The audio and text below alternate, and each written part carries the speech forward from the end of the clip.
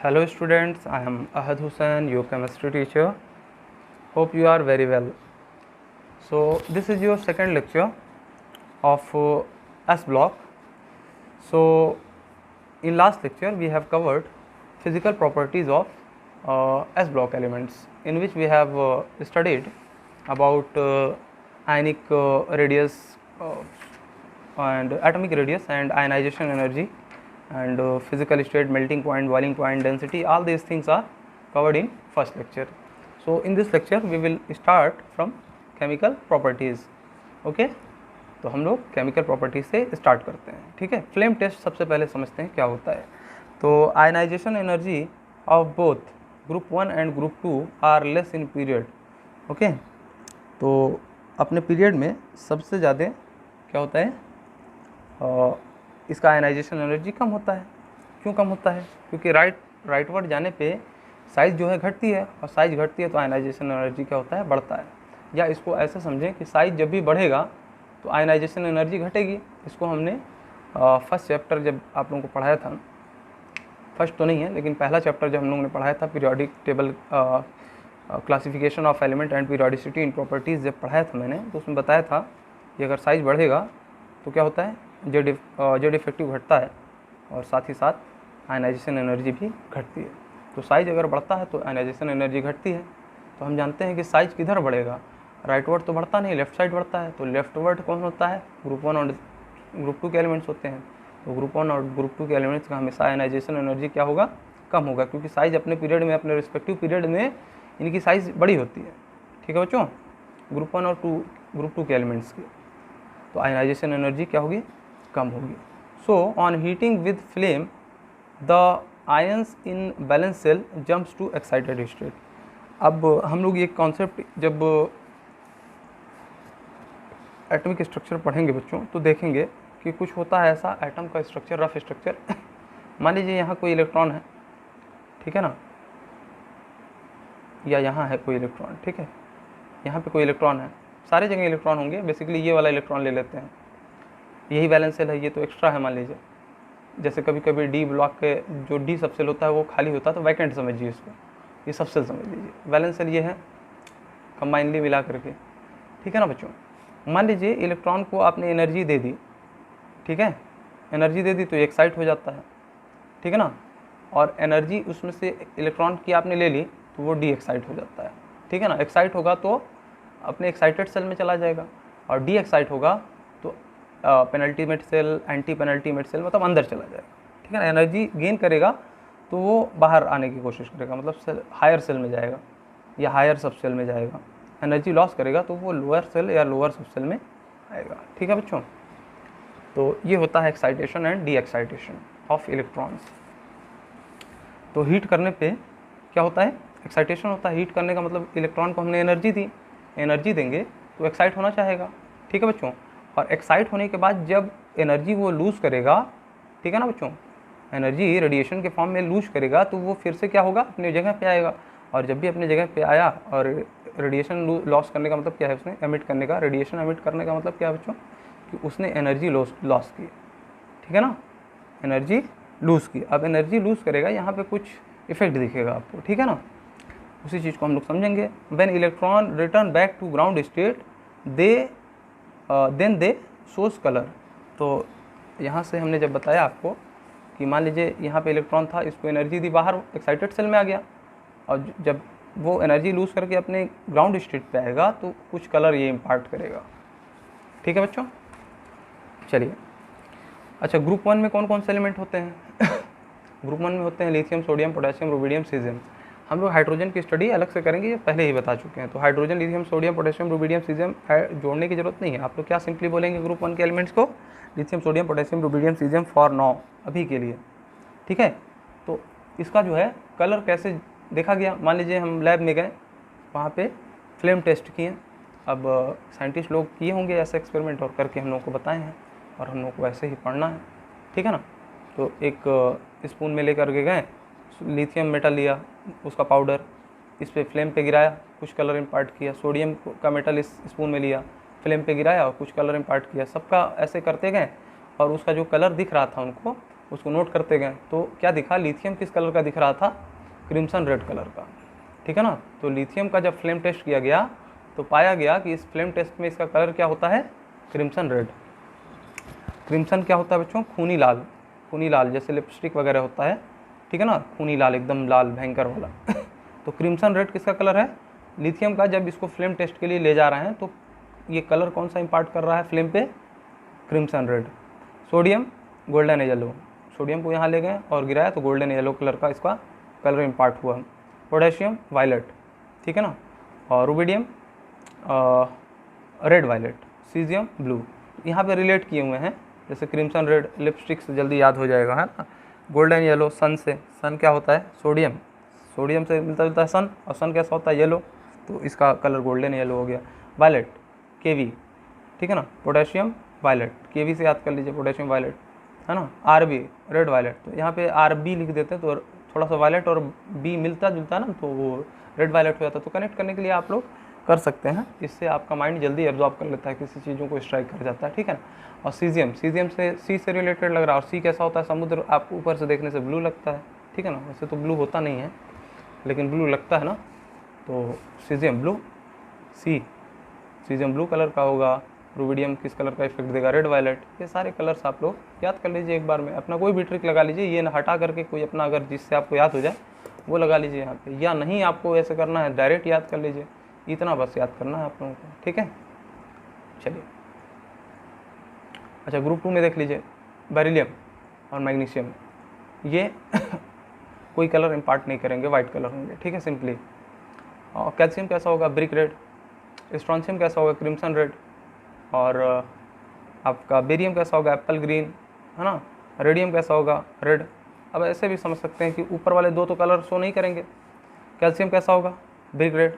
Calcium क्या होता है, CaCO3, CaCO3 चूना पत्थर, है ना, पत्थर ईटा, ईटा ब्रिक कैसा होता है, रेड, है ना। इस चीज़ से कुछ रिलेट करिए और आप लोग अपने ट्रिक से याद करिए। कैल्शियम कैसा होगा, ब्रिक रेड।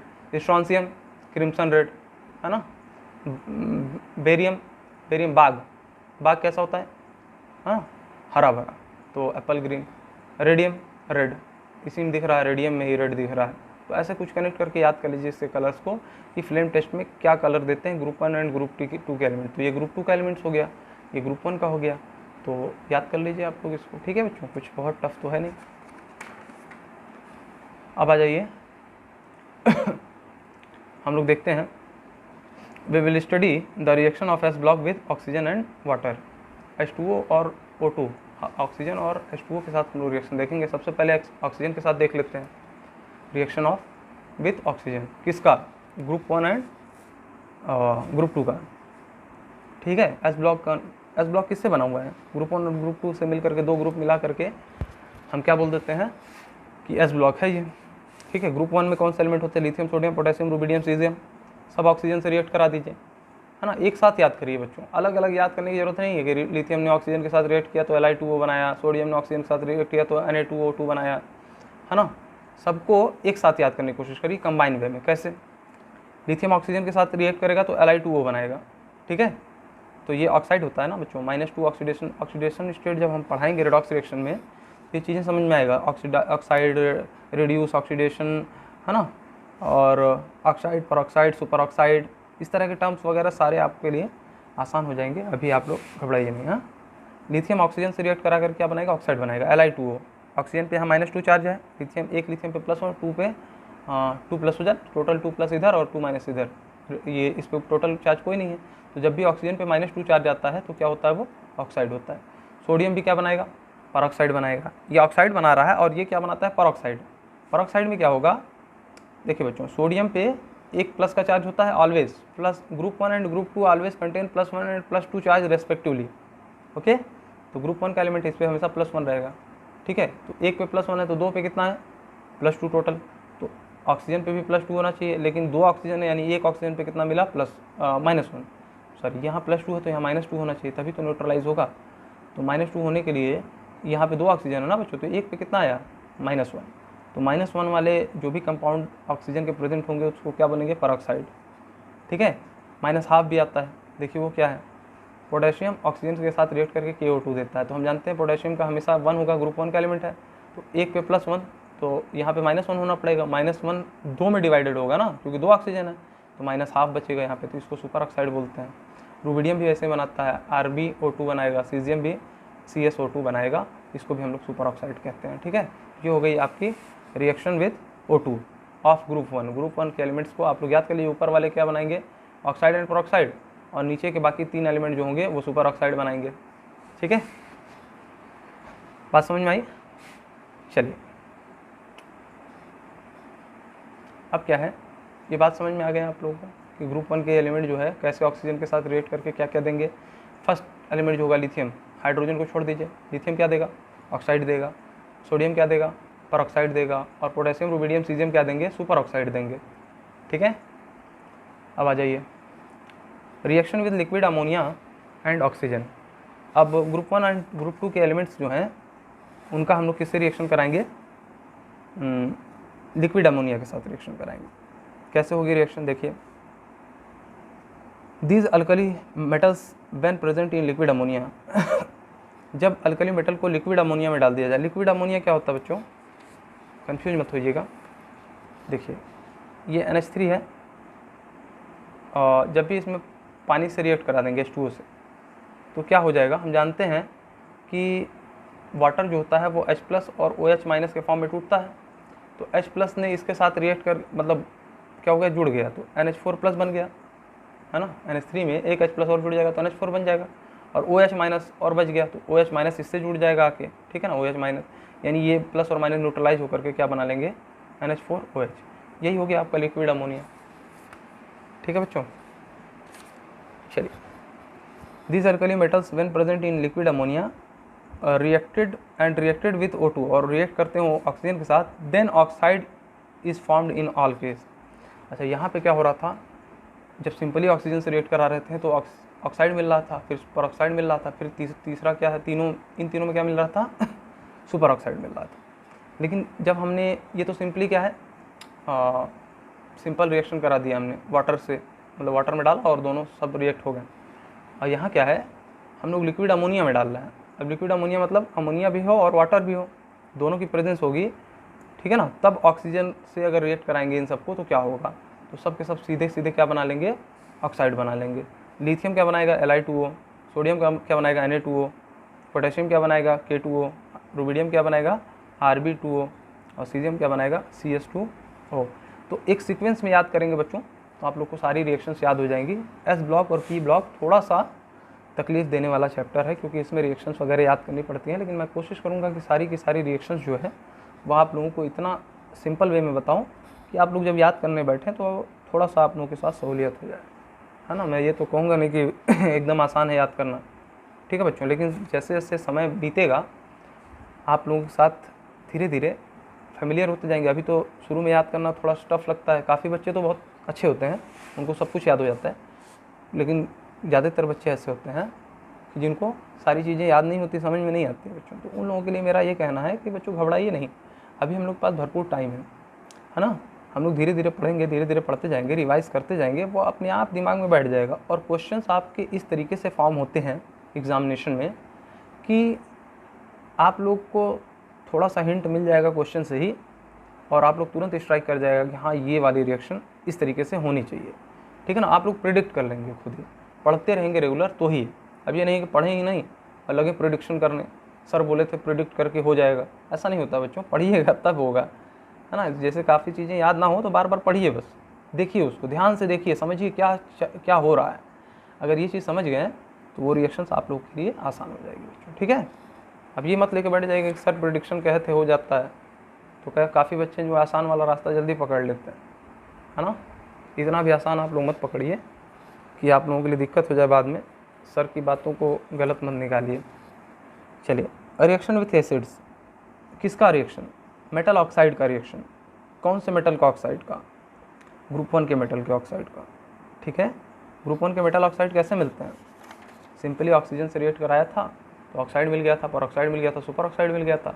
इन्हीं ऑक्साइड, परऑक्साइड और सुपर ऑक्साइड जो दिख रहा है, इन्हीं की रिएक्शन अब हम लोग किससे करा रहे हैं, एसिड से करा रहे हैं। एसिड क्या होता है, जैसे हाइड्रोक्लोरिक एसिड हो गया, सल्फ्यूरिक एसिड हो गया, है ना, और आपका एसिटिक एसिड हो गया, ठीक है। फिर बहुत सारे एसिड आते हैं, कैरोज एसिड हो गया, मार्शल्स एसिड हो गया, है ना, फास्फोरस एसिड हो गया, फास्फोरिक एसिड हो गया, आर्थोफास्फोरस एसिड हो गया, बहुत सारे एसिड्स मिलेंगे आपको इनऑर्गेनिक में और ऑर्गेनिक में तो वैसे जनरली वीक एसिड्स होते हैं, जैसे कार्बोनिक एसिड हो गया, ऑक्जेलिक एसिड हो गया, है ना। तो ऑर्गेनिक केमिस्ट्री में आप लोग जब पढ़ेंगे तो आप लोगों को वीक एसिड से डील करना पड़ेगा बेसिकली 12th ज़्यादातर। 11th में तो हाइड्रोकार्बन पढ़ना है, उतना ज़्यादा नहीं है, लेकिन 12th में ऑर्गेनिक का पोर्शन अपने आप में बहुत ज़्यादा है लेंदी। 11th में हम लोग ऑर्गेनिक कैसे पढ़ेंगे, पूरा भरपूर पढ़ेंगे, उसके बेसिक्स को बहुत अच्छे से समझेंगे, जैसे GOC हो गया, जनरल ऑर्गेनिक केमिस्ट्री हो गया, और रिएक्शन मैकेनिज़्म हो गया, आइसोमेरिज्म हो गया, नॉमेनक्लेचर हो गया, स्टीरियो केमिस्ट्री हो गई। ये सारी चीज़ों को हम लोग थोड़ा थोड़ा अच्छे से समझने के बाद फिर हम लोग ऑर्गेनिक को स्टार्ट करेंगे। यानी 10 दिन लगभग 5 लेक्चर मान के चलिए, 5 से 7 लेक्चर मैं बेसिक के बनाऊंगा 1-1 घंटे के, ठीक है। तो वैसे तो GOC वगैरह अपने आप में बहुत लेंदी है, लेकिन मैं इतना बताऊंगा कि जिससे आप लोगों का कॉन्सेप्ट अच्छा हो जाए, काफ़ी अच्छा हो जाए, ठीक है। तो स्टार्टिंग के 5-7 लेक्चर मैं बेसिक का बना दूंगा, उसको आप लोग देख लीजिएगा। फिर जहाँ जहाँ ज़रूरत पड़ेगी आपको हाइड्रोकार्बन में जिस तरह की बेसिक्स की, वहाँ मैं फिर से और भी बता दूंगा। वैसे मैं कंप्लीट करूँगा उसी 5-7 लेक्चर में, सब कुछ बता दूँ, ठीक है। चलिए, अभी मैंने क्या बोला, भूले तो नहीं ना बच्चों। हम लोग क्या करने जा रहे हैं, जो फर्स्ट ग्रुप का हमने रिएक्शन कराया था ऑक्सीजन से, तो हमको ऑक्साइड, परऑक्साइड, सुपर ऑक्साइड मिला था।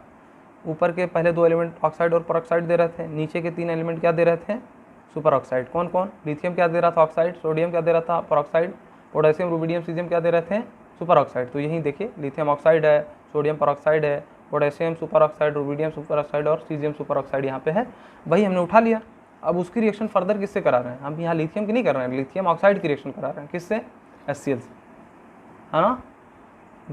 इसको क्या बोल सकते हैं हम लोग लैंग्वेज में, देखिए reaction of group 1 metal reacted with oxygen form the product that reacts with acid, ठीक है ना। जो हम ऐसे चीज़ का रिएक्शन करा रहे हैं जो कि ग्रुप 1 के एलिमेंट ऑक्सीजन से जो रिएक्ट करके जो मतलब कंपाउंड हमको रेस्पेक्टिवली दिए हैं, उसकी रिएक्शन हम एसिड से करा रहे हैं, ठीक है। इस तरीके का कुछ आप लोग दिमाग में कॉन्सेप्ट बना लीजिए। अब लिथियम ऑक्साइड क्या देगा HCl से रिएक्ट करके, LiCl + H2O। कैसे दिया बच्चों, क्रिस क्रॉस मेथड 9 से सीखते हैं। लिथियम की वैलेंसी कितनी होती है, +1 अच्छा, ऑक्सीजन का कितना होता है, -2, है ना। तो लिथियम ऑक्साइड में +1 पे है और -2 पे है, HCl में +1, है ना। और क्लोरीन का कितना होता है, -1, ठीक है। अब इसका प्लस वाला इसके माइनस से जुड़ जाएगा, है ना, और इसका माइनस वाला इससे प्लस से जुड़ जाएगा। अब ये क्या बना लेगा, Li+ और Cl- मिल करके LiCl बना लेंगे, है ना, प्लस। अच्छा, एक ऑक्सीजन में -2 है, तो 2 हाइड्रोजन चाहिए होंगे ना न्यूट्रलाइज कराने के लिए, यानी कि 2 हाइड्रोजन जब जुड़ेगा तो H2O बना लेगा। यानी कि ये क्या है, मेटल ऑक्साइड बेस होता है और ये एसिड है, बेस और एसिड मिलकर के सॉल्ट और वाटर देते हैं। ये तो हम लोग पढ़ते ही यहाँ हैं, 10th से पढ़ रहे हैं, एसिड बेस का रिएक्शन जो है सॉल्ट प्लस वाटर देता है, ठीक है बच्चों। तो यहाँ क्या हुआ, LiCl जो है सॉल्ट बन गया और वाटर बन गया। तो हमेशा समझिए, मेटल के ऑक्साइड जो होते हैं बेसिक इन नेचर होते हैं, और नॉन मेटल के जो ऑक्साइड होते हैं वो एसिडिक इन नेचर होते हैं, ठीक है बच्चों। क्रिस क्रॉस मेथड समझ रहे हैं आप लोग। जैसे यहाँ देखिए, Na2O2 सोडियम परऑक्साइड HCl से रिएक्ट करके NaCl और H2O देता है। कैसे देता है, कैसे मान लें सर, तो सोडियम क्या होगा, प्लस पे होगा, +1। 2 सोडियम है उसको मत जोड़िए, 2 सोडियम है उसको मत देखिए, सिर्फ 1 सोडियम पे देखिए कितना चार्ज होता है, और ऑक्सीजन पे कितना होता है, -1 -2, ठीक है। इस पर +1 होता है, इस पर -2 होता है। और HCl में देखिए, HCl में H+ होगा और क्या होगा, Cl- होगा। अब इसका कटायन इसके एनायन के साथ जुड़ जाएगा और ये कटायन इसके एनायन के साथ जुड़ जाएगा, यानी कि Na+ और Cl- मिल करके NaCl बना लेंगे, और ऑक्सीजन और हाइड्रोजन मिल करके क्या बना लेगा, हाँ, H2O, ठीक है, H2O बना लेगा। यानी सोल्यूशन, मान लीजिए रिएक्शन हो रही है, तो ऐसा तो है नहीं कि एक ही कंपाउंड है, ये तो मोल में लेते हैं ना। एक मोल भी अगर होगा तो 6.022 × 10⁻23 कंपाउंड होंगे इसके किसी रिएक्शन में, अगर एक मोल भी लेते हैं तो। मतलब इतने सारे हमारे पास क्या हैं, कंपाउंड है। तो HCl भी ज़्यादा होगा तो H+ भी ज़्यादा होंगे, यानी कि जो ऑक्सीजन को रिक्वायरमेंट होगी 2 हाइड्रोजन की, तो वो मिल जाएगा हमको सॉल्यूशन से। इसको एक मत समझा करिए कभी भी, ये मोल में चलती है रिएक्शन कोई भी, ठीक है। क्रिस क्रॉस मेथड समझ में आया। उसी तरीके से आप पोटेशियम सुपर ऑक्साइड देख लीजिए और HCl देख लीजिए, है ना। इसमें क्या होगा, ये K+ में होगा और ये O2 माइनस में, O2 माइनस मतलब इसमें ऑक्सीजन पे -2 पे चार्ज होगा। अच्छा, इसमें H+ होगा और Cl- पे होगा, तो ये KCl बन जाएगा और ये ऑक्सीजन और हाइड्रोजन मिल करके H2 बना लेंगे। यानी मेटल ऑक्साइड क्या होते हैं, बेसिक होते हैं, और ये एसिड के साथ रिएक्ट करके क्या देगा, सॉल्ट और वाटर देगा। बात समझ में आ गई। क्रिस क्रॉस मेथड लगाना है और सब याद हो जाएगा, ठीक है। ये हमको पता चल गया कि पहला वाला क्या होता था ग्रुप 1 का, ऑक्साइड, दूसरा क्या है, परऑक्साइड, बाकी तीनों का क्या है, सुपर ऑक्साइड। तो बाकी एसिड से रिएक्ट कराइए, क्रिस क्रॉस लगाइए और प्रोडक्ट पाइए, ठीक है बच्चों। देखिए यहाँ पे RbO2 क्या देगा, मतलब ये जो रुबिडियम सुपर ऑक्साइड है Cl से रिएक्ट करके, तो Rb+1 होता है, Cl-1 होता है, RbCl बन गया और बाकी का आप पानी निकाल दीजिए। बैलेंसिंग नहीं किए हुए हैं, अगर बैलेंसिंग आप लोगों को करना होगा तो कर लीजिएगा, सिखाऊंगा बैलेंसिंग। अभी जब रेडॉक्स रिएक्शन हम लोग पढ़ेंगे तो उसमें हम लोग को सीखना है पूरा बैलेंसिंग, ठीक है ना। उसमें कई मेथड्स हैं, जैसे आयन इलेक्ट्रॉन मेथड है, ऑक्सीडेशन नंबर मेथड है, हीट एंड ट्रायल से तो हम लोग करते ही आते हैं, लेकिन एक मेथड मैं अलग से पढ़ा दूंगा आप लोगों को, वो सबसे बेहतरीन मेथड होगा, क्योंकि जब भी बहुत लेंदी या कॉम्प्लिकेटेड रिएक्शंस आ जाती हैं तो हम लोग का काफ़ी टाइम ऐसा होता है कि कुछ प्रिंसिपल उस पर काम नहीं करते हैं। उसके लिए एक POAC, principle of atomic conservation का मेथड है, जो बेसिकली IIT के बच्चों को पढ़ाया जाता है, ठीक है। वो वाला मेथड भी मैं आप लोगों को पढ़ा दूँगा, ठीक है। उससे आप लोग किसी भी रिएक्शन को आसानी से बैलेंस कर लेंगे, या जैसा ज़रूरत होगी अगर आप लोग काम चलाना चाहेंगे तो आयन इलेक्ट्रॉन मेथड और ऑक्सीडेशन नंबर मेथड भी बहुत है, ठीक है। आप लोग की जैसे रिक्वायरमेंट होगी वैसा कर दिया जाएगा। ये समझ में आया कैसे प्रोडक्ट मिलता है। रिएक्शन विथ एसिड, किसका रिएक्शन, जो ऑक्सीजन से रिएक्ट करके ग्रुप 1 ने रिस्पेक्टिव कंपाउंड दिया था, उस कंपाउंड का एसिड के साथ रिएक्शन करने पे क्या प्रोडक्ट मिलता है वो हम लोग समझे। अब जैसे कोई क्वेश्चन पूछ लिए, कोई क्वेश्चन कर लिया कि what is the major product form when sodium metal dissolved in liquid ammonia reacts with oxygen then with sulphuric acid. तो कह रहा है कि क्या होगा मेजर प्रोडक्ट। अब देखिए जैसे कोई रिएक्शन होती है तो उसमें 2 प्रोडक्ट मिलने के चांसेज हैं, तो क्या मेजर प्रोडक्ट मिलेगा, मतलब 2 तरह का प्रोडक्ट बनता होगा। अब कैसे बनता हो अभी मत जाइए इस पर, ये सब आगे चलना है, समझना है, ठीक है ना। तो क्या ज़्यादा संभावना है मिलने की, जब सोडियम का मेटल ले लें, है ना, उसको डिज़ोल्व कर दें लिक्विड अमोनिया बताया था ना, NH3+ H2O क्या बना लेता है, NH4OH, ठीक है ना। उसमें अगर डिज़ोल्व कर दिए, डाल दिए, तो फिर उसके बाद क्या कर दिए, ऑक्सीजन से रिएक्ट करा दिए, देन उसके बाद क्या कर दिए, सल्फ्यूरिक एसिड से रिएक्ट करा दिए। बात समझ में आ रहा। ये वाली लाइन तो यहाँ तक तो समझ में आ गई, ऑक्सीजन तक रिएक्ट करना। जैसे कोई सोडियम मेटल लिया था, ग्रुप 1 का मेटल है ना, उसको डिज़ोल्व किया कहाँ पे, लिक्विड अमोनिया में डिज़ोल्व करने पे क्या था, ये सारा प्रोडक्ट नहीं मिलता था, क्या मिलता था, ये वाला प्रोडक्ट मिलता था बच्चों। सब के सब ऑक्साइड बनाने लगते थे, lithium, sodium, potassium, rubidium, caesium जो है सारे के सारे ऑक्साइड बनाएंगे, Li2O, Na2O, K2O, Rb2O, CS2O। तो लिक्विड अमोनिया में डालने के बाद क्या हुआ, ऑक्साइड, परऑक्साइड और सुपर ऑक्साइड का केस खत्म होकर के सिर्फ और सिर्फ ऑक्साइड मिलने लगा, ठीक है। सारे के सारे जो मेटल्स ग्रुप 1 के हैं वो क्या देने लगेंगे, ऑक्साइड देने लगेंगे, है ना। तो जैसे ही सोडियम को हमने लिक्विड अमोनिया में डाला तो ऑक्साइड देगा, तो पहला क्या हो गया, सोडियम प्लस लिक्विड अमोनिया क्या देगा, ऑक्साइड देगा, ठीक है ना। ऑक्सीजन हमको पास करना पड़ेगा तभी, है ना, ऐसा नहीं है। यहाँ पे देखिए ऑक्सीजन पास किया था हमने, लिथियम लिक्विड अमोनियम डिज़ोल्व किया, ऑक्सीजन पास किया, क्या मिल गया हमको, ऑक्साइड मिल गया। वैसे ही इस क्वेश्चन में हम लोग को सोचना है, क्या किया हमने, सोडियम को लिक्विड अमोनियम में डाला, ऑक्सीजन पास किया, तो हमको क्या मिल जाएगा, सोडियम ऑक्साइड मिल जाएगा, है ना। अच्छा, सेकंड स्टेप क्या होगा, हमको क्या कह रहा लास्ट में कि हमने सल्फ्यूरिक एसिड भी इसमें डाल दिया, रिएक्ट करा दिया। तो ये जो हमारे पास प्रोडक्ट बचा उसको यहाँ पे रख करके इसमें सल्फ्यूरिक एसिड ऐड करिए और क्रिस क्रॉस मेथड लगाइए, आंसर पाइए। तो यहाँ पे हम जान रहे हैं सोडियम +1 पे है, ऑक्सीजन -2 पे है, हाइड्रोजन +1 पे है और सल्फेट किस पे है, -2 पे है। तो सोडियम किसके साथ चला जाएगा, सल्फेट के साथ चला जाएगा, है ना। तो एक सल्फेट पे 2- होता है तो 2 सोडियम चाहिए रहेगा इसको, तो Na2SO4 बना लेगा और बाकी पानी आपका बाहर निकल जाएगा। तो हमारा आंसर क्या हो जाएगा, ये हो जाएगा D, Na2SO4। अब बच्चों मतलब मेजर प्रोडक्ट का मतलब ये नहीं कि वाटर और Na2SO4 में कंपैरिजन हो रहा है, नहीं बच्चों, ये चीज़ ध्यान रखिएगा, अभी इस चीज़ पे मत जाइए कभी कभी ऐसा होता है कि दो तरह का कंपाउंड किसी रिएक्शन से बनता है, तो मान लीजिए Na2SO4 बन रहा है, कोई और भी बनता है, तो उन दोनों में कौन सा ज़्यादा बनता है उसको हम लोग बात करते हैं, ठीक है ना। ये दोनों का कंपैरिजन नहीं होता है कभी भी इसमें। और जो इसी रिएक्शन से एक और कंपाउंड बनता होगा, जैसे कभी कभी होता है कि कोई रिएक्शन है वो अलग टेम्परेचर पे कोई और कंपाउंड दे रहा है और थोड़ा टेम्परेचर बढ़ाने या घटाने पे कुछ और कंपाउंड दे रहा है, तो इस तरीके का चलता है रिएक्शन, तो उसमें अभी कंफ्यूज होने की ज़रूरत नहीं।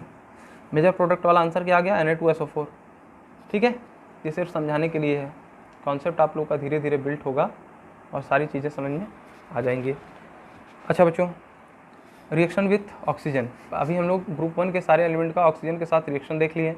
फिर क्या देख लिए हम लोगों ने, क्या डाला, लिक्विड अमोनियम डाला ग्रुप 1 के एलिमेंट को, और देखा कि जो ऑक्साइड, परऑक्साइड और सुपर ऑक्साइड हमको मिल रहा था, अब सिर्फ और सिर्फ हम लोग को ऑक्साइड मिल रहा है, ठीक है ना।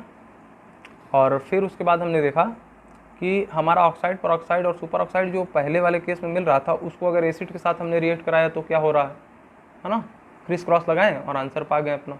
फिर एक क्वेश्चन देख लिए कि क्या होगा मेजर फॉर्म, मेजर जो है प्रोडक्ट। अब हम लोग चले आते हैं ग्रुप 2 पे। ग्रुप 1 में क्या था, lithium, sodium, potassium, rubidium, caesium, hydrogen छोड़ दीजिए। ग्रुप 2 में क्या है, beryllium, magnesium, calcium, strontium, barium. ये ग्रुप 2 के एलिमेंट्स हो गए, अपने पीरियोडिक टेबल में देखिए ग्रुप 2 में आएंगे। ऑक्सीजन से रिएक्ट करते ही यहाँ पे ऑक्साइड, परऑक्साइड, सुपर ऑक्साइड का केस ही नहीं है, ठीक है। यहाँ पे क्या है, सीधा ऑक्साइड बनेगा, सिंपली बिना लिक्विड अमोनिया में डिजॉल्व किए ही क्या बन जाता है, ऑक्साइड बन जाता है। तो बेरिलियम की वैलेंसी कितनी होती है, +2, ऑक्सीजन की -2, +2 -2 मिल करके क्रिस क्रॉस, मतलब सिंपली ऐड कर दीजिए, BeO, Mg की +2 और एक ऑक्सीजन -2, ठीक है ना। ये एक ऑक्सीजन कहाँ गया इसकी टेंशन मत लीजिए, ये बैलेंसिंग जब करेंगे तो यहाँ पे क्या कर देंगे, यहाँ पे 2 ऑक्सीजन है, यहाँ 2 ऑक्सीजन करने के लिए यहाँ 2 लगाएंगे, ठीक है ना। यहाँ पे मैग्नीशियम 2 जगह, यहाँ 2 लगा देंगे, यानी 2 मैग्नीशियम 2 ऑक्सीजन से रिएक्ट करके 2 MgO दे रहा है। इस तरह से होता है रिएक्शन, ठीक है बच्चों। ये ना नहीं होना चाहिए कि 1 Mg है सर, 2 ऑक्सीजन है तो MgO मिल रहा है तो 1 ऑक्सीजन कहाँ गया, लॉ ऑफ कंजर्वेशन ऑफ मास को ये सेटिस्फाई नहीं कर रहा, तो आप लोग बैलेंसिंग किस लिए करते हैं, उसीलिए तो करते हैं कि law of conservation of atom को ये सेटिस्फाई कर दे।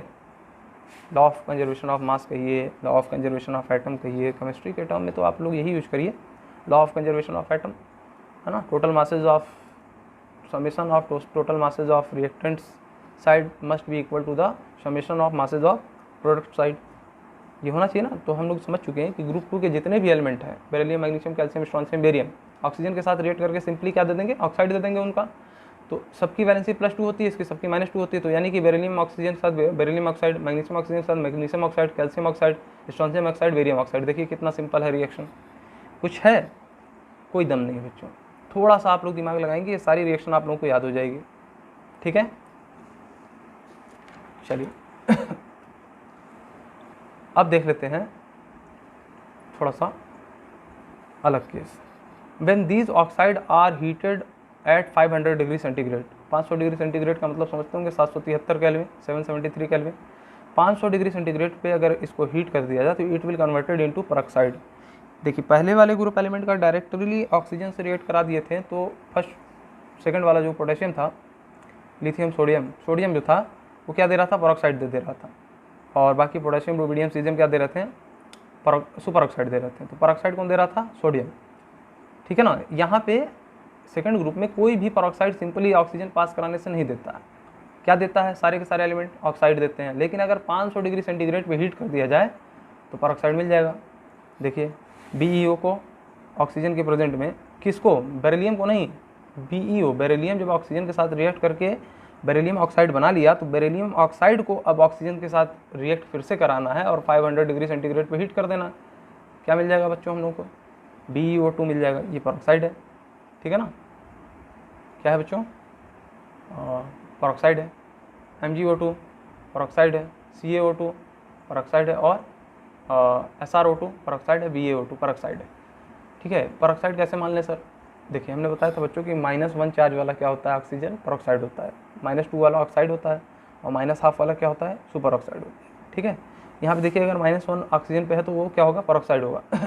BE पे कितना होता है, +2, तो इस पे टोटल ऑक्सीजन कितना होना चाहिए, -2, ये तो पूरा -2 2 ऑक्सीजन पे है ना, तो एक ऑक्सीजन पे कितना आएगा, -1, इसलिए क्या कहलाएगा, परऑक्साइड कहलाएगा। Got it. तो इसको समझिए, फिर से मैं बोल रहा हूँ, ग्रुप 2 के एलिमेंट को ऑक्सीजन से सिंपली रिएक्ट कराते हैं तो क्या मिलता है, मेटल ऑक्साइड मिलता है। देखिए ये सारे मेटल ऑक्साइड मिले थे, उनको हम ले लिए, इनको फर्दर हम ऑक्सीजन से रिएक्ट कराएंगे लेकिन 500 डिग्री सेंटीग्रेड पे हीट करेंगे तो क्या मिलेगा, परऑक्साइड मिलेगा। अच्छा बच्चों, फिर से इनको 700 डिग्री पे और हीट कर दिया जाए ना तो सिंपली वो किस में टूट जाएंगे, बेरिलियम ऑक्साइड और ऑक्सीजन, मतलब मेटल ऑक्साइड और ऑक्सीजन में फिर से टूट जाएंगे, यही प्रोडक्ट दोबारा मिल जाएगा। इसको 500 डिग्री पे हीट किया तो ये मिला परऑक्साइड, परऑक्साइड को फिर से 700 डिग्री पे हीट कर दिया तो क्या मिल गया, metal oxide plus oxygen gas, जहाँ से चले थे वहीं पहुँच गए। ठीक है, कोई टफ है, सारी रिएक्शन सेम है, आप लोग एक बार में याद कर सकते हैं। पैटर्न कुछ दिख रहा है, पैटर्न वाइज चलिएगा सब याद आ जाएगा। अगर अलग अलग पढ़ेंगे तो फंस जाएंगे। नेचर ऑफ ऑक्साइड, नेचर समझ लीजिए ऑक्साइड का कैसा होता है। जैसे हम लोग मेटल ऑक्साइड जानते हैं कैसा होता है, बेसिक इन नेचर होता है, और नॉन मेटल का जो ऑक्साइड होता है एसिडिक इन नेचर होता है, लेकिन कहीं कहीं पे थोड़ा सा डिविएशन भी दिखेगी। तो हम जानते हैं बेरिलियम ऑक्साइड क्या होता है, एम्फोटेरिक होता है। एम्फोटेरिक मतलब जो एसिड से भी रिएक्ट कर लेगा और बेस से भी रिएक्ट कर लेगा, उसको हम लोग एम्फोटेरिक कहते हैं। ठीक है, तो पूरे आपके पीरियोडिक टेबल में सिर्फ 6 एलिमेंट ही हैं जो कि एम्फोटेरिक कंपाउंड बनाते हैं, जैसे टिन, लेड, जिंक, एल्युमिनियम, है ना, कॉपर और बेरिलियम। तो इसको याद करने का ऐसे तो याद होगा नहीं, कुछ आप लोग इसको न्यूमेरिक्स से जोड़िए। तो सुनो, टिन को एसन को सुनो, लेड को रेड, जिंक को जीन्स, एल्युमिनियम को आलिया, कॉपर को सीयू, बेरिलियम को बेईमानी। इस तरीके से करिए, सुनो रेड जीन्स आलिया, क्यों बेईमानी, तो सुनो से टिन हो गया एसन, रेड से लेड हो गया, जीन्स से जिंक हो गया, आलिया एल्युमिनियम, क्यों कॉपर, और बेईमानी बेरिलियम। यही 6 एलिमेंट क्या बनाते हैं, एम्फोटेरिक ऑक्साइड बनाते हैं। ठीक है ना, बाकी सारे क्या है, और या तो एसिडिक होंगे या तो बेसिक होंगे या तो न्यूट्रल बनाएंगे साल्ट के केस में।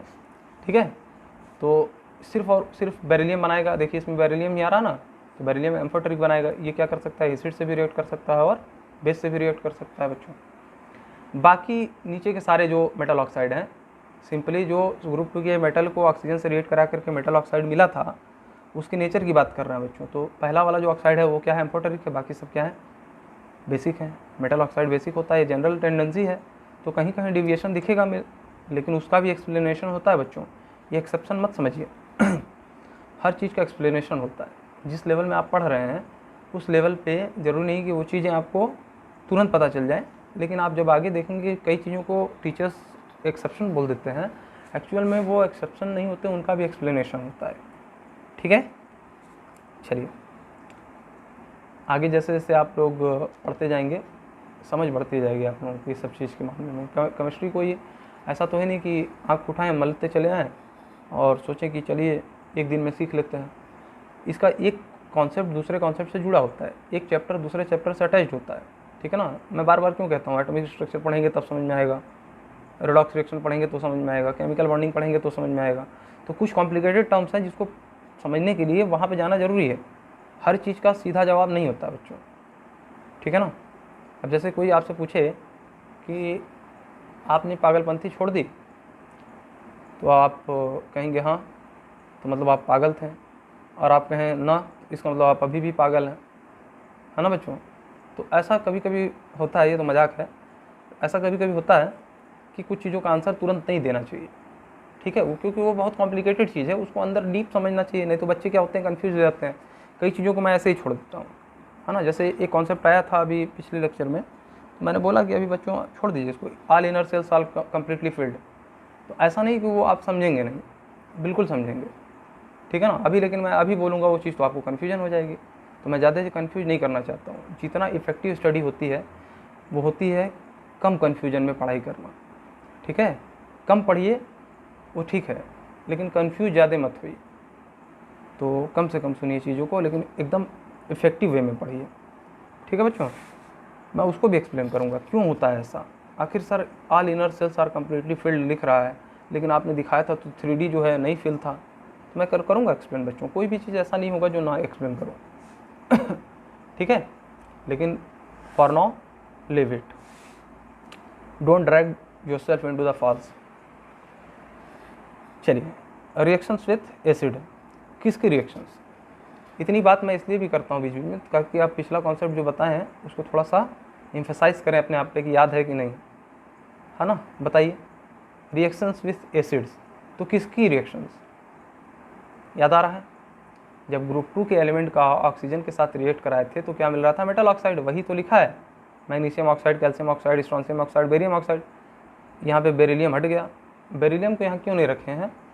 क्योंकि उसका केस अलग से देख लेंगे नीचे, ठीक है।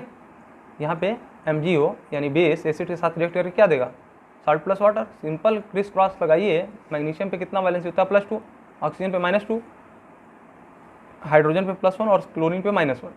तो मैग्नीशियम का क्लोरीन के साथ रिएक्शन हो जाएगा, MgCl2 बना लेगा, और ऑक्सीजन हाइड्रोजन के साथ जाकर के वाटर देगा। तो base plus acid, acid plus base क्या देता है? 10th में हम लोग पढ़े थे, salt plus water. Base plus acid क्या देगा? Salt plus water. सारी रिएक्शन सेम है ना। कैल्शियम ले लीजिए, +2 इसका होता है, -1 क्लोरीन का होता है, यानी 2 क्लोरीन की जरूरत है, तो क्या हो जाएगा? CaCl2 बनेगा, और बाकी पानी बाहर निकाल दीजिए। बैलेंसिंग कर लीजिएगा आप लोग, अगर करने आता होगा, नहीं आता होगा तो मैं सिखाऊंगा ये बाद में। अब ये तो हीट एंड ट्रायल से हो जाएगा, इतना सिंपल, मैं कोई ज़रूरी नहीं बताऊँ। देखिए क्या करना है, जैसे CaO HCl है, CaCl2 और H2O देता है, तो इसको ऐसे नहीं याद करना कि CaCl2 और H2O देता है। सिंपली आप इसका बैलेंसी क्या है देखिए, ऐसे जैसे मान लीजिए क्या है मेरे पास, CaO और HCl है ना। इसको कैसे याद करें? हम जानते हैं कि इस पे +2 होता है और इस पे -2 होता है ऑक्सीजन पे, इस पे +1 होता है और इस पे -1 होता है, तो इसको इससे बढ़ा दीजिए, है ना। तो एक पे +2 है तो 2 क्लोरीन की जरूरत है, तो CaCl2, CaCl2, ठीक है। और ऑक्सीजन और हाइड्रोजन तो मिलकर के हमेशा H2O देते हैं। तो क्रिस क्रॉस लगाइए, इसका प्लस वाला इसके -7, इसका माइनस वाला इसके प्लस वाले के साथ चला जाएगा, ठीक है। इस तरीके से प्रोडक्ट निकालना है, सब याद करा जाए बैठ के, जरूरी नहीं है। क्रिस क्रॉस लगाइए, अपना काम चलाइए, इतनी रिएक्शन दिमाग पे बर्डन डालने की जरूरत नहीं पड़ेगी, सिंपली आप लोगों को याद हो जाएगा, ठीक है बच्चों। इसी तरीके से स्ट्रोंशियम की कितनी बैलेंस होती है? +2, क्लोरीन की -1, तो 2 क्लोरीन चाहिए, तो SrCl2 देखिए मिला, और बाकी वाटर निकाल दीजिए बाहर, ठीक है। एसिड और बेस रिएक्ट करते हैं जब भी, तो वाटर बाई प्रोडक्ट के रूप में मिलता है ना, तो इसलिए वाटर निकलेगा। कितनी सिमिलरिटीज़ है रिएक्शंस में, कोई टफ नहीं बच्चों, एकदम आसान है, बच्चों का खेल है। इसी तरीके से बेरियम ऑक्साइड, बेरियम पे कितना होगा? +2 और Cl पे -1, तो BaCl2 हो जाएगा प्लस H2O। तो रिएक्शन विद एसिड देख लिए हम लोग, किसकी? मेटल ऑक्साइड की। किसके? किस ग्रुप के? सेकंड ग्रुप के। सेकंड ग्रुप में कौन कौन होता है? Beryllium, magnesium, calcium, strontium, barium. लेकिन सर बेरिलियम तो देखे ही नहीं, मैग्नीशियम, कैल्शियम, स्ट्रोंशियम, बेरियम देख लिए, लेकिन हम लोग बेरिलियम नहीं देखें, तो बेरिलियम अलग से देख लेते हैं। रिएक्शन ऑफ एम्फोटेरिक ऑक्साइड क्या होता है? हमने बताया एसिड से भी रिएक्ट करेगा, बेस से भी करेगा, इसलिए इसको अलग से कर दिए। यहाँ चाहते हैं तो इसको भी HCl से रिएक्ट करा करके देखिए, ये भी BeCl2 और H2O देता, लेकिन इसको क्या किया गया है? समझाने के लिए अलग से कर दिया गया, क्योंकि ये एसिड से भी करेगा, बेस से भी करेगा। ये सब बेस से नहीं करेंगे, क्योंकि बेस और बेस का आपस में रिएक्शन नहीं होता है। ये क्यों कर रहा है? ये बेस के साथ साथ एसिड भी है। एम्फोटेरिक मतलब ये होता है कि एसिडिक भी हो और बेसिक भी हो। तो BeO HCl के साथ रिएक्ट करके सिंपली वही कंपाउंड देगा जो ऊपर वाले दे रहे थे, BeCl2 + H2O। लेकिन BeO NaOH, NaOH क्या है? बेस है, HCl क्या है? एसिड है। बेस के साथ BeO रिएक्ट करेगा तो क्या देगा? Na2BeO2 + H2O। अब ये क्या है ना बच्चों, एक कॉमन सी चीज़ें याद रखनी पड़ेगी आपको, ध्यान रखिए, याद नहीं भी हो तो कोई बात नहीं, बस समझ लीजिए। जैसे जो भी एम्फोटेरिक ऑक्साइड बनाते हैं, एम्फोटेरिक ऑक्साइड जो भी एलिमेंट बनाते हैं, कौन था? सुनो, रेड, जिंक, सालिया। क्यों बेईमानी करती हो? तो सुनो, tin, lead, zinc, aluminium, copper, beryllium, ये सारे एलिमेंट जो होंगे वो बेस के साथ रिएक्ट करके क्या देते हैं? सिंपली एसिड के साथ रिएक्ट करके तो सिंपली उसका साल्ट और वाटर निकाल देंगे, लेकिन जब बेस के साथ ये रिएक्ट करेगा ये एम्फोटेरिक ऑक्साइड, तो क्या देगा? SNO और NaOH क्या देगा? Na2SNO2 + H2O, PbO NaOH, Na2PbO2 + H2O। कुछ सिमिलरिटी दिख रही है? Na2SNO2, Na2PbO2, बस बीच का मेटल बदलता चला जा रहा है। ZNO zinc oxide + NaOH, Na2 देखिए Na2 ZnO2, सिंपली यही जो है बीच में लग जा रहा है ना, बाकी सब सिमिलरिटी है। Na2 ZnO2, Na2PbO2, Na2SNO2। Aluminium के केस में क्यों बदल जा रहा है? क्योंकि इस सबों की वैलेंसी कितनी है? +2 है। कॉपर की भी, बेरिलियम की भी, सबका सेम आएगा। एल्युमिनियम क्यों अलग आएगा? क्योंकि एल्युमिनियम की वैलेंसी +3 हो जाती है ना। तो यहाँ पे प्रोडक्ट थोड़ा सा बदलेगा बस। Na2 की जरूरत नहीं है, Na1 की जरूरत है, क्योंकि ऑक्सीजन जो होता है -2 पे होता है ना, ऑक्सीडेशन नंबर 2 ऑक्सीजन पे -4 हो जाएगा, यानी +4 इसको न्यूट्रलाइज करने की जरूरत है। तो एक तो सोडियम से ले लिया, और 3 एल्यूमिनियम से ले लिया, तो ये क्या हो गया, न्यूट्रलाइज हो गया, है ना। ये सब ऑक्सीडेशन स्टेट में मैं समझाऊंगा, ऑक्सीडेशन रेडॉक्स रिएक्शन। तो Al2O3 ये भी क्या है, एम्फोटेरिक ऑक्साइड है, बेस के साथ रिएक्ट करके NaAlO2 + H2O देगा। यहाँ पे Na2 क्यों आ जा रहा था, क्योंकि जिंक की वैलेंसी 2 थी। यहाँ पे Na2Pb क्यों आ रहा था, क्योंकि लेड की वैलेंसी 2 थी। लेकिन यहाँ पे एल्यूमिनियम की जब 3 वैलेंसी है तो 3 तो ऑक्सीजन का यही सेटिस्फाई कर देगा, लेकिन चौथी जो माइनस की वैलेंसी है वो सोडियम से करना पड़ेगा। बात समझ में आया। उसी तरीके से CuO + NaOH Na2CuO2 मिलेगा, यहाँ पे Cu बीच में आ गया, है ना। और beryllium oxide + NaOH Na2BeO2 + H2O। तो ये सारी जो है सिमिलरिटी दिख रही है, these all are amphoteric oxide. उसी वजह से इसी से रिलेट करके आप लोग ये भी याद हो जाएगा तो बहुत अच्छा है ना। अगर ये याद हो जाए एक पैटर्न में तो बहुत अच्छा है बच्चों, एक्सेलेंट। लेकिन अगर नहीं याद होता है तो ये चीज़ याद रखिए कि एसिड के साथ रिएक्ट करेगा तो बेरिलियम क्लोराइड देगा, और बेस के साथ रिएक्ट करेगा तो Na2BeO2 हमको मिलेगा, प्लस बाई प्रोडक्ट के रूप में वाटर मिलेगा।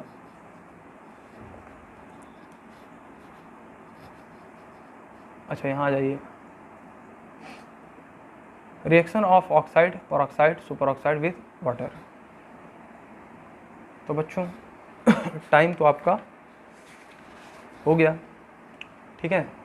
और बहुत लेंदी लेक्चर सब नहीं बनाऊंगा, 40 to 45 मिनट ही रहेगा मेरा लेक्चर, क्योंकि इतना सफिशिएंट है बच्चों एक दिन में, ठीक है ना। हम लोग जो स्कूल में जितना पढ़ते हैं 35 मिनट्स में, जितना हम लोग 45 मिनट यहाँ पे देंगे, स्कूल का डबल सीखेंगे बच्चों। क्योंकि यहाँ पे क्या है ना बच्चों, हम लोग को पूरा बोर्ड पे लिखने की ज़रूरत नहीं पड़ रही, टाइम नहीं लग रहा है, यहाँ पे सिंपली समझते चले जा रहे हैं सब कुछ, और समझाने पे ज़्यादा मेरा फोकस रह रहा है।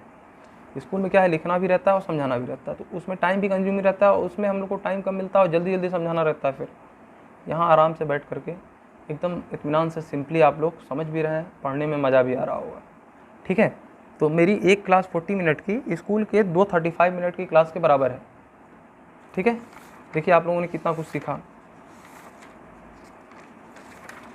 केमिकल प्रॉपर्टीज़ देख ली पूरी, उसके बाद हम लोग ये पूरा देख लिए, फिर रिएक्शंस विथ एसिड देख लिया, फिर रिएक्शंस यहाँ पे देख ली सारी। अब इतना समझाने में कम से कम 2 क्लास तो लग ही जाती है स्कूल में, यहाँ पे कितना आसान है। तो 40 से 45 मिनट आई थिंक सफिशिएंट है, आप लोग भी बोर नहीं होंगे। अगर आप लोगों को लगता है कि नहीं सर 1 घंटे का लेक्चर बनाइए, मैं बनाऊँगा, कोई दिक्कत नहीं मुझे, आप लोग कमेंट में लिख दीजिएगा, मैं कर दूँगा उतना। लेकिन अगर ऐसे चलेंगे, डेली एब्जॉर्ब कर लीजिए जितना हो सके उतना बहुत है, और मैक्सिमम आपके 7-8 लेक्चर लगेंगे इसमें, ये चैप्टर भी फिनिश हो जाएगा। इसके बाद हम लोग क्या करेंगे, एक चैप्टर और है पी ब्लॉक, उसको भी इसी तरीके से जल्दी से कवर कर लेंगे, ठीक है ना।